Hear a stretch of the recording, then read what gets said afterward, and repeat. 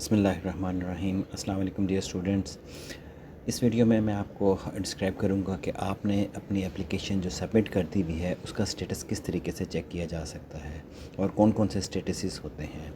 तो ये main page open करने के बाद यहाँ पे एप्लीकेशन स्टेटस का लिंक अवेलेबल है, और अगर आप इस पेज पे नहीं हैं, किसी और पेज पे हैं, तो यहाँ पे क्लिक करके जो 3 डॉट्स आ रहे हैं, लाइंस आ रही हैं, यहाँ पे क्लिक करके भी आप एप्लीकेशन स्टेटस के ऊपर जा सकते हैं। सो आपने एप्लीकेशन स्टेटस के ऊपर क्लिक करना है तो आपके पास जो एक विंडो आ जाएगी, यहाँ पे आपने ये इन्फॉर्मेशन देनी है। इसमें कोई आपकी पर्सनल इन्फॉर्मेशन नहीं आएगी, जस्ट आपके एकेडमिक प्रोग्राम, आपके एकेडमिक डिपार्टमेंट, यूनिवर्सिटी और सिटी की इन्फॉर्मेशन आ रही होगी। जस्ट लाइक यहाँ पे आपने सबसे पहले अपना जो है वो सिटी सेलेक्ट करना है कि जी आप कौन से सिटी से हैं। मैं अगर इसको लाहौर सेलेक्ट करता हूँ तो लाहौर की यूनिवर्सिटीज़ आ गई। मैंने यहाँ से यूनिवर्सिटी ऑफ पंजाब सेलेक्ट किया, तो कौन कौन से कैंपसेस हैं ये आप प्लीज़ याद रखिएगा कि जौन सी यूनिवर्सिटी आप सेलेक्ट करेंगे उससे रिलेटेड ही आपके पास यहाँ पे कैंपसेस अवेलेबल होंगे। उसके अलावा आपके पास कोई इन्फॉर्मेशन या कोई और मज़ीद कैंपस इसमें नहीं आएगा। सो मैं मेन कैंपस कर लेता हूँ, या बल्कि हम गुजरांवाला कैंपस कर लेते हैं। और यहाँ पे हमने डिपार्टमेंट सेलेक्ट कर लिया कॉमर्स का, और कॉमर्स में आपने बताना है कि कौन सी degree, that's is PhD 18 years, जिसके अंदर आपका 18 ईयर्स में आपका MS या MPhil की डिग्रीज आती हैं, या 16 ईयर्स की। 16 ईयर्स की है तो उसके बाद आपने बताना है कि उसमें आपका स्टडी ईयर कौन सा है। दैट इज़ मोस्टली 1 2 3 4, ठीक है ना।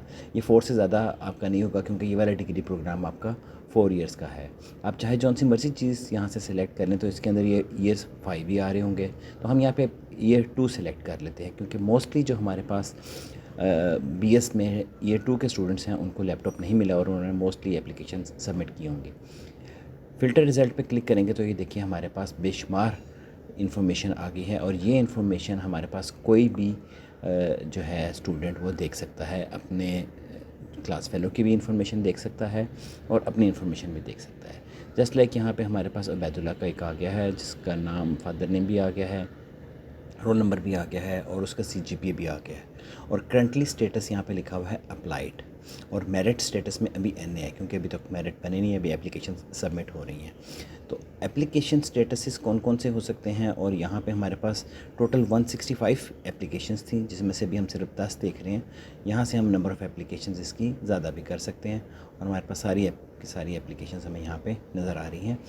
ये चीज़ शो करने का बेसिक मकसद ये होता है कि आपको पता चलता रहे कि आप मेरिट पे हैं, आपसे ज़्यादा वाले जो हैं वो सिलेक्टेड हो गए हैं, और अगर आप सेलेक्ट नहीं हुए या आप सेलेक्ट नहीं हुए और आपसे कम मेरिट वाले बच्चे सेलेक्ट हो गए हैं, तो उनको आप यहाँ से आइडेंटिफाई इजीली कर सकते हैं।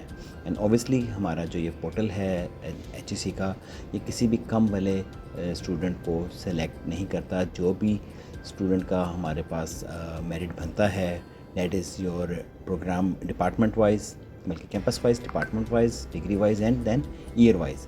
इसलिए आपने प्लीज़ उस टाइम जब मैंने वीडियो आपको शेयर की थी कि आप अपने स्टडी ईयर जो है वो मेंशन करना है, तो मेक श्योर कि आप अपना स्टडी ईयर बिल्कुल सही कर रहे हैं। और इन केस अगर आपने स्टडी ईयर यहाँ पे डाल के देखा और आपका नाम नहीं आ रहा, तो प्लीज़ अपने डिपार्टमेंटल फोकल पर्सन से रब्ता करना है आपने, ताकि आपकी एप्लीकेशन को अपडेट किया जा सके।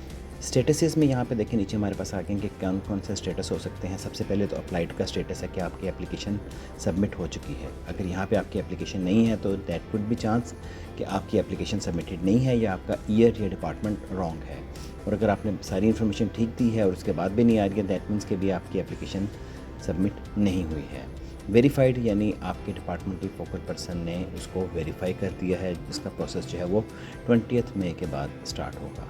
एंड डिसअप्रूव, उसने आपकी एप्लीकेशन को डिसअप्रूव कर दिया है किसी भी बेसिस के ऊपर। वो ये भी हो सकते हैं कि आप उस डिपार्टमेंट के स्टूडेंट नहीं थे, उस प्रोग्राम के स्टूडेंट नहीं थे, उस ईयर के स्टूडेंट नहीं थे, या आपने अपना CGPA जो है वो करेक्ट नहीं दिया है। तो इसलिए आपने इन सारी चीज़ों को देख के सबमिट करना है, और एलिजिबिलिटी क्राइटेरिया को देखते हुए भी करना है कि आपकी डेट ऑफ एडमिशन भी जो है वो बिल्कुल करेक्ट आ रही है कि नहीं। देन एक लैपटॉप डिस्ट्रीब्यूशन से पहले जो आखिरी स्टेटस होगा, that will be accepted for merit list, यानी आप जो है वो मेरिट लिस्ट के लिए एक्सेप्ट हो गए हैं। और जब मेरिट लिस्ट जनरेट हो जाएगी तो उसमें हमारे पास कौन कौन से स्टेटसेस आ सकते हैं, दैट इज़ सिलेक्टेड, यानी आप सेलेक्ट हो चुके हैं और किसी भी टाइम आपको जो है वो लैपटॉप डिस्ट्रीब्यूशन के लिए कॉल किया जा सकता है। नॉट सिलेक्टेड, अभी आप सिलेक्टेड नहीं हैं। एसेट इशूड, आपको एसेट इशू कर दिया गया है। डिस्ट्रीब्यूशन जब हो जाएगी तो आपके नाम के बाद अप्लाइड के बाद वेरीफाइड, फिर सिलेक्टेड, और सिलेक्टेड में जब आपको लैपटॉप मिल जाएगा तो आपके नाम के आगे एसेट इशूड लिखा होगा। इन केस अगर आपको लगे कि आपको एसेट नहीं मिला और आपके नाम के आगे एसेट इशू लिखा आ रहा है, तो डेट इज़ जो है मतलब साइन कि आपने अपने डिपार्टमेंटल फोकल पर्सन से फौरी रब्ता करना है, ताकि वो बता सकें कि आपको एसेट इशू नहीं हुआ है। अगर हो चुका है तो वो फिर आपको उसका प्रूफ भी सबमिट करेंगे। वेटिंग मींस कि आप वेटिंग में हैं। एन नॉट एलिजिबल मींस कि अब एलिजिबल नहीं है। एन ए ये जो अभी चल रहा है कि जी अभी तक हमारे पास कोई भी काम प्रोसेस नहीं हुआ है, सब कुछ प्रोसेस हो रहे हैं। तो काइंडली आपने अप्लाइड स्टेटस को देखते हुए परेशान नहीं होना है कि मैं अभी तक अप्लाइड में क्यों हूँ। वेरीफाइड के लिए जब आपकी एप्लीकेशन सबमिट हो जाएंगी उसके बाद आपकी वेरिफिकेशन स्टार्ट हो जाएंगी।